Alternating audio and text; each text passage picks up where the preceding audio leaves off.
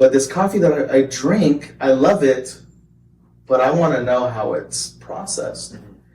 And I just went down the rabbit hole of just doing my research about coffee. And I just found that the coffee world was way bigger than what I thought it was. There is so many processes, and I know this is going to sound crazy, but there's so many different processes in how coffee is processed. Coffee is not a bean; it's actually a seed that comes from a cherry. And there's the different ways that it's processed. There's a wash process where they run the coffee cherries through a mill, and there's mucilage left on it, and they totally wash that mucilage off, and they dry it out in the sun.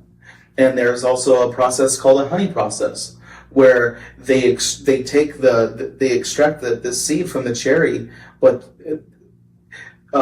depending on how much mucilage is left on. What is mucilage? Mucilage is like the leftover fruit that's left on the seed. Okay. My apologies. No, is however much mucilage is left on the seed itself will determine on what type of honey process it is, and I'll get to that. So there's red, black, and yellow, and those grades depending on how much mucilage is left on the seed. And what they'll do is they'll take this sticky coffee and they'll dry it out in the sun, and it'll begin to look like dried molasses on the coffee seed. And as crazy as it sounds, how much mucilage is left on that coffee seed will determine the flavor of the coffee. Wow.